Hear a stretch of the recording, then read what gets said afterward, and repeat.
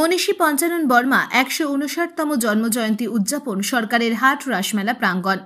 ব্যবস্থাপনা পশ্চিমবঙ্গ সরকারের অনগ্রসর শ্রেণী কল্যাণ দফতর খলিশামারী পঞ্চানন বর্মা ১৫৯তম জন্মজয়ন্তী উদযাপন কমিটি এদিন মনীষী পঞ্চানন বর্মার ছবিতে মাল্য দান করে অনুষ্ঠানের শুভ সূচনা করেন। এই অনুষ্ঠানে উপস্থিত ছিলেন মাথাভাঙ্গা এসডিও অচিন্ত কুমার হাজরা, শীতলকুচি সমষ্টি উন্নয়ন আধিকারিক সোফিয়া আব্বাস, শীতলকুচির বিধানসভার প্রাক্তন বিধায়ক হিতেন বর্মন, শীতলকুচি ব্লক বিশিষ্ট সমাজসেবক তপন কুমার গুহ, খলিশামারী গ্রাম পঞ্চায়েত প্রধান কল্পনা বর্মন সহ এলাকার বিশিষ্ট ব্যক্তিবর্গরা।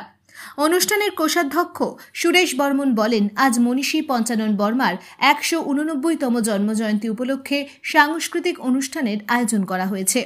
এই সাংস্কৃতিক অনুষ্ঠানে কুইজ প্রতিযোগিতা, আবৃত্তি, সম্পূর্ণ বিষয় মনীষী পঞ্চানন বর্মার উপর আলোকপাত করা হবে এবং সন্ধ্যার দিকে বহিরাগত শিল্পী দ্বারা মনোজ্ঞ অনুষ্ঠান থাকছে।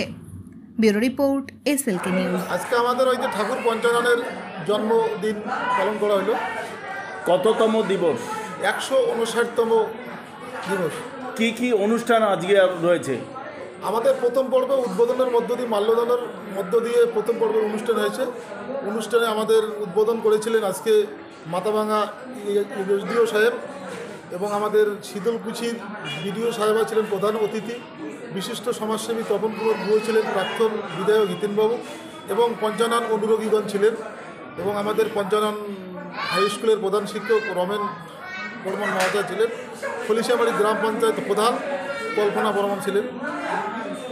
আচ্ছা, আর কি কি অনুষ্ঠান রয়েছে আপনাদের? এখন আমাদের ওই প্রতিযোগিতামূলক অনুষ্ঠান হচ্ছে স্কুলের ছাত্রছাত্রীদের নিয়ে পঞ্চাননের লেখা পঞ্চাননের সম্বন্ধে যে বই বা তার কবিতা এবং বিভিন্ন রকম এবং কুইজ কন্টেস্ট।